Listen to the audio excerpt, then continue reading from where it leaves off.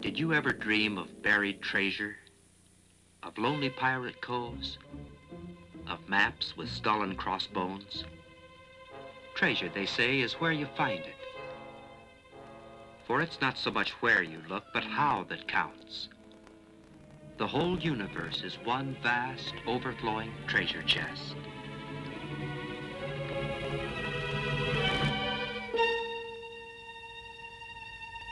The greatest treasure hunt of all time had its beginning almost 400 years ago in the little Dutch village of Middelburg. For it was here that Jan Lippershey and Zacharias Janssen gave to the world the telescope and the microscope. It was Galileo who first turned the telescope toward the heavens and thus forged a tool which snapped the fetters that bound man to the earth and loosed him to roam the uncharted pathways of the heavens.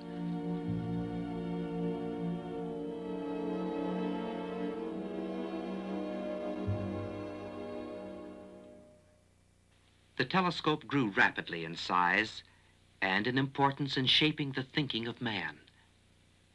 And through the passing years, man dreamed and built. And then dreamed again, and built yet again the giant of Palomar. The giant whose 500 tons of glass and steel is poised so delicately the hand of a child can move it on its course. The giant whose 200-inch eye stares unblinking into space to see 1 billion light years. Just what is a billion light years? Let's imagine a trip through space at the speed of sound, 760 miles per hour. At this speed, we could reach the moon in 12 days, 22 hours, and 48 minutes.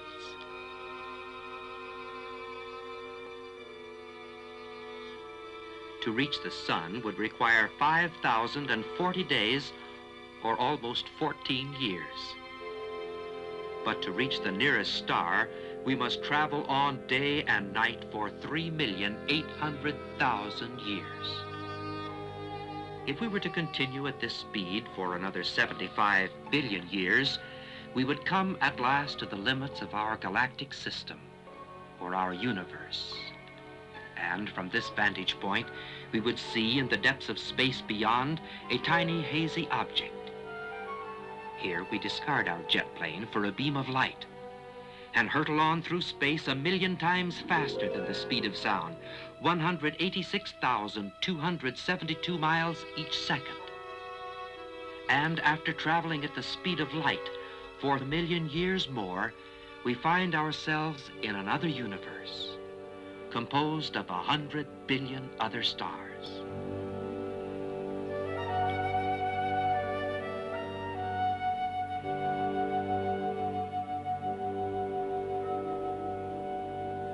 But this is just our next-door neighbor in space, the Andromeda Galaxy.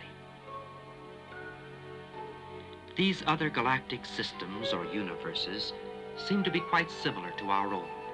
They are all more or less spiral in shape, quite flat when seen from the edge. Their diameter is about 100,000 light years. And remember, 1 light year is almost 6 trillion miles. How many other universes are there? No man knows. There are at least 200 million of them just within the range of the Palomar telescope, each composed of 100 billion suns. The facts man discovered with the telescope left him overwhelmed by a sense of utter insignificance. The world, which had seemed so large, was now just a speck. And man, well, he was just a tiny microbe crawling on a speck of cosmic dust. One thing seems certain. Man was far too small for God to care anything about. You know, partial knowledge can be a dangerous thing. If a man were to keep his eye glued to a telescope all the time, for example, he could get all sorts of weird ideas. For you see, the telescope gives us just half the picture. It is interesting to note that the telescope and the microscope were born at the same time and in that same little Dutch village. For while Jan Lippershey was building the first telescope, Zacharias Janssen was creating the instrument which unlocked the fabulous treasure of little things. Thousands of years ago, Job asked, "Hast thou entered into the treasures of the snow?" Treasures in snow? Yes, treasures of beauty. Art treasures, rare and priceless, yet free to all.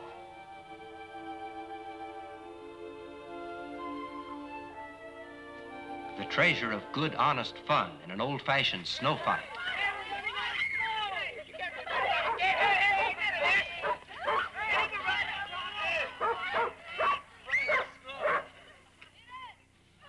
But there are other treasures, too.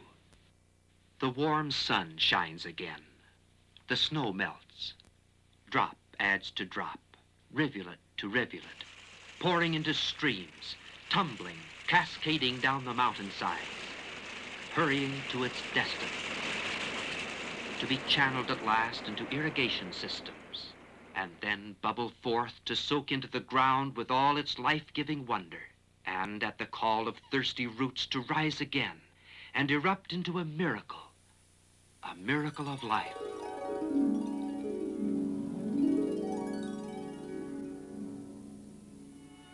Hast thou entered into the treasures of the snow?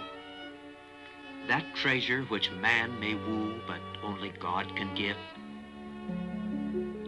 God too busy to care for man? What logic is this when every day we see the miracle of his hand about us?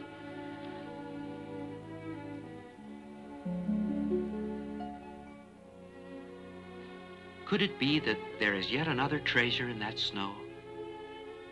A treasure hid from all but careful eyes, open only to patient seekers after truth? Yes, and it's worth more than all the gold and jewels of men.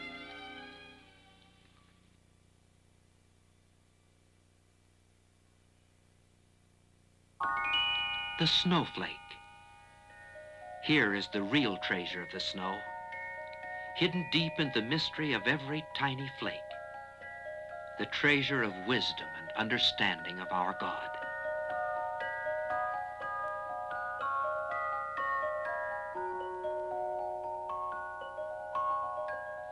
How many snowflakes on a mountainside? Man could not even name their number. God could have made them all the same, all a shapeless mass. Yet he chose to make them each a wonderful mystery, all perfect, all fashioned about the same basic six-sided pattern, and yet all different. Perhaps that he might reveal to man his infinite concern for little things. How could God care for man? How could he help but care?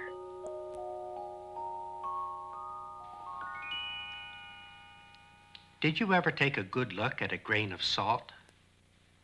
That single grain is composed of billions upon billions of particles, so small that if we put 1,000,000 of them in a pile, we couldn't even see the pile, not even with a microscope.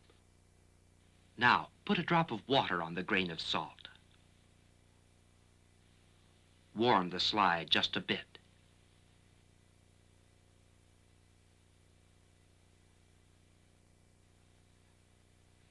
Something is happening to that grain of salt. We say it's dissolving. Millions of those tiny invisible particles are breaking away from the grain of salt and mixing with the molecules of water, so the salt grain just disappears. But now, as the slide is cooling, let's turn to a higher power. When the water cools just enough, scores of tiny little gems appear as from nowhere.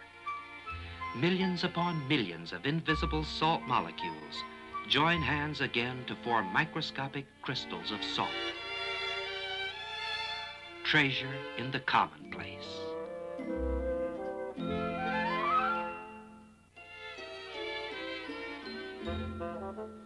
With the microscope, the medicine chest becomes a treasure chest, each substance with its own jeweled magic.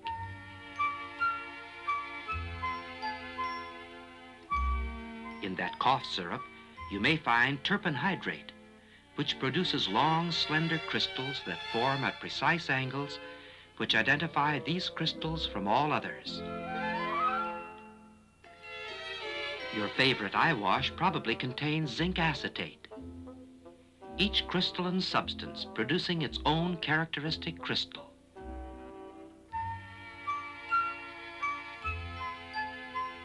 Oxalic acid forms a tumbling jumble of microscopic jackstraws. Hydroquinone, a forest of shimmering needles. Most crystals are microscopic in size, but there are exceptions. Rock candy starts as invisible sugar molecules which build together to form microscopic sugar crystals. And then, if there is a constant supply of sugar molecules and a constant temperature, will grow almost indefinitely. You may have seen these giant sugar crystals in a jar of jelly that was left in a forgotten corner of your cellar shelf. An ample supply of molecules, even temperature, and centuries of time. These are the ingredients that have transformed the heart of the earth into a storehouse of endless treasure. Treasure that has drawn men as by a strong magnet into the dark recesses of the earth. Cave explorers, speleologists they're called, spelunkers if you know them well. Men for whom the call of strange adventure is loud and clear.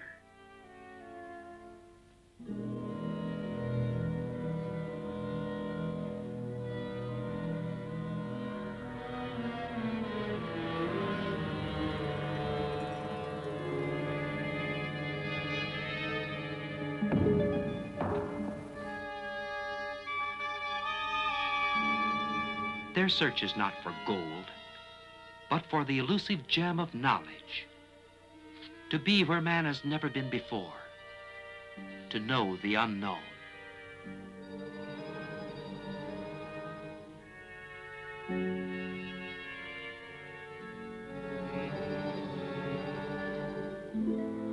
The grotesque figures which lend such eerie quality to limestone caves are formed by water.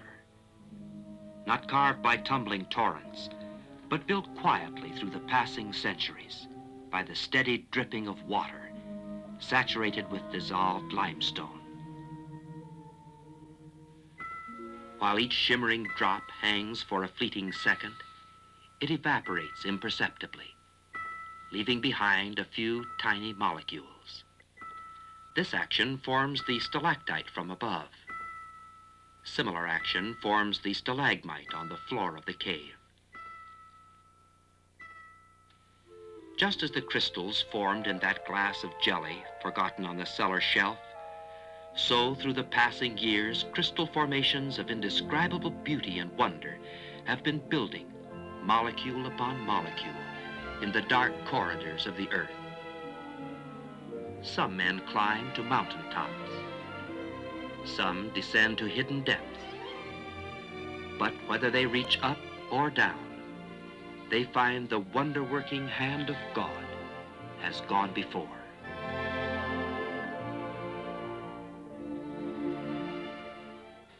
I'd like to share with you what to me is a wonderful experience. It's the growth of microscopic crystals under polarized light. Let's take a pinch of Trianol. Cover it with a cover slip, and then heat it until it melts into a thin film of liquid. And then watch that liquid under the microscope.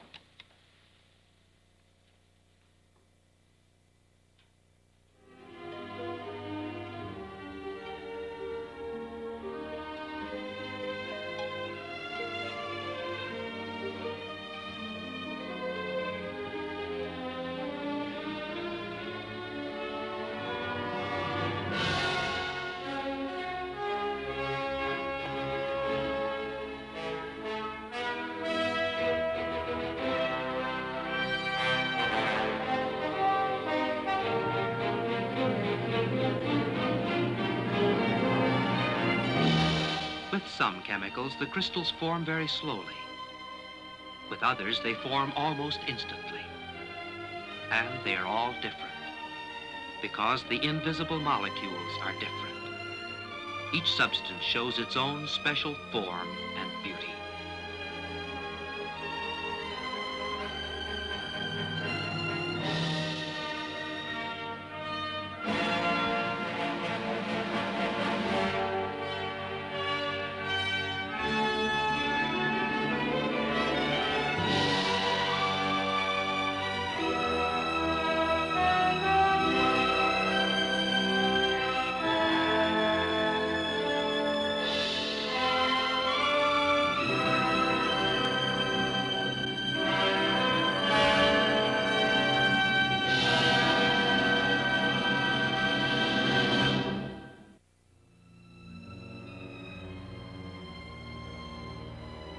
The desert is a lonely place.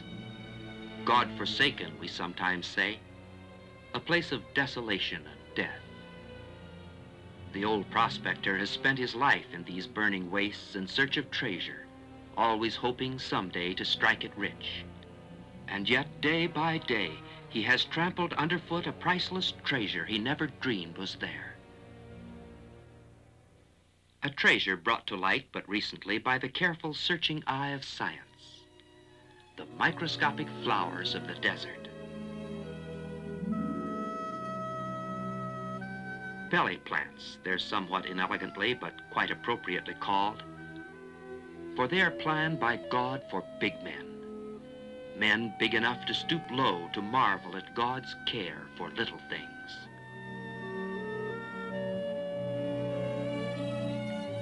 How do the tiny seeds of these delicate plants survive the blistering, parching heat of the summer sun, the freezing cold of winter nights? How did they take root in the barren, shifting sands of the desert? It has been found that these almost invisible seeds will survive the rigors of the desert for 5 years or more, waiting just the right conditions necessary for their mysterious growth. By exploring the enigma of their growth in this strange environment, scientists hope to gain new knowledge, knowledge to aid man in his search to find new ways to feed a hungry world.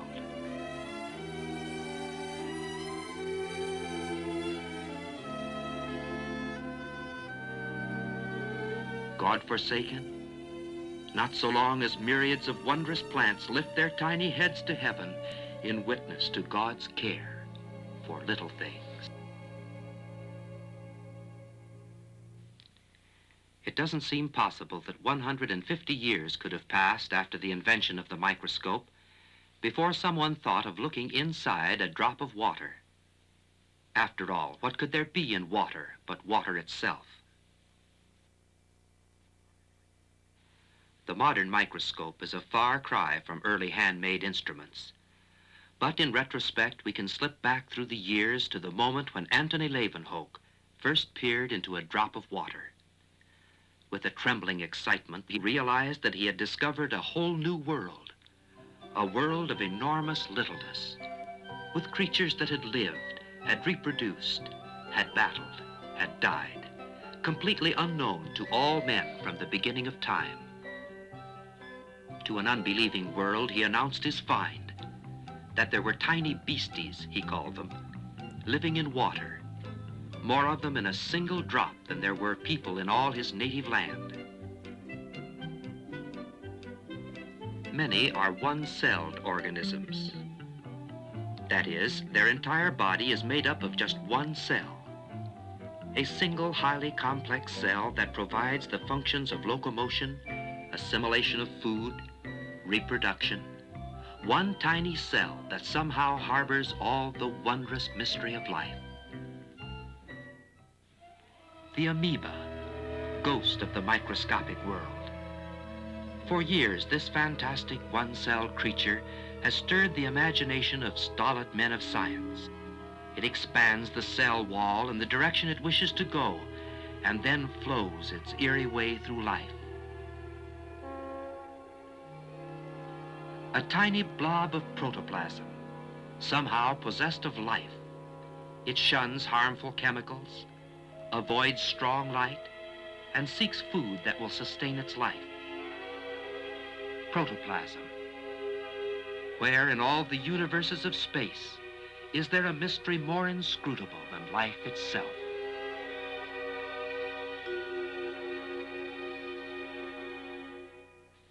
We've had a little glimpse of what can exist in a single drop of water. But stop and think. There are 117,000 drops in a gallon. 1,100,000,000,000 gallons in a cubic mile. And there are 400 million cubic miles of water on the Earth. Scientists from the University of Southern California show keen interest in all life found in the sea. But none is more important than the microscopic plants and animals trapped in the gossamer web of a plankton net. For here again, the real treasure is in little things. Most of us are apt to think of microscopic life only in connection with fresh water. But a drop of seawater is even more prolific. The amount and variety of microscopic life in the sea is vast beyond all comprehension. This little fellow, who seems to be practicing a juggling act, lives in a hollow tube.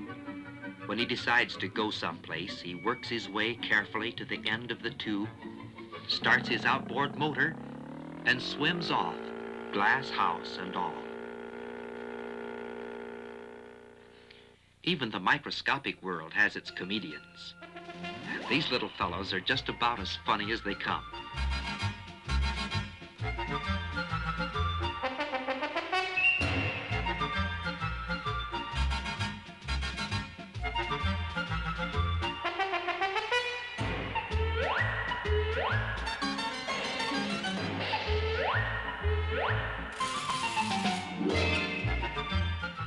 The floor of the ocean is the museum of the microscopic world.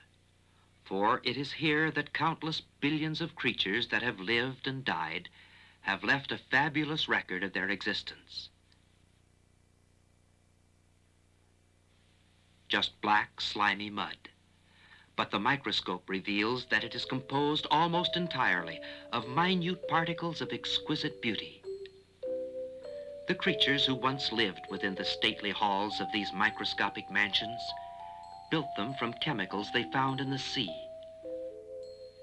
Diatoms build their houses of silica, tiny houses of natural glass, so small and so perfect that they are used to test the quality of high-power microscope lenses. There are more than 10,000 varieties of diatoms, and each builds its house on a pattern different from any other. These are living diatoms. They are in all water, fresh or salt, but in the sea their abundance is unbelievable. When the diatom dies, the discarded house sinks to the floor of the ocean. Impossible though it may seem, this 100-foot cliff is composed almost entirely of diatoms. In one thimbleful of this diatomaceous earth, there are more than 14 million diatoms. How many diatoms in one scoop of a power shovel? If man should try to count them, numbers would lose all meaning. And remember, every one of them was once a living thing, an object of the Creator's care. This area was once covered by the waters of an inlet from the sea. Waters in which diatoms lived and reproduced in fantastic numbers. When they died, their tiny houses sank to the bottom, leaving a deposit of almost solid diatoms, 5 miles square and 1,400 feet deep.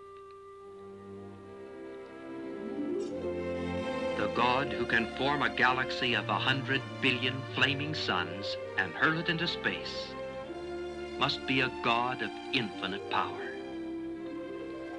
But a God who can create tiny living organisms and somehow endow them with the architectural genius and ability to fashion these microscopic mansions must be capable of infinite concern for little things.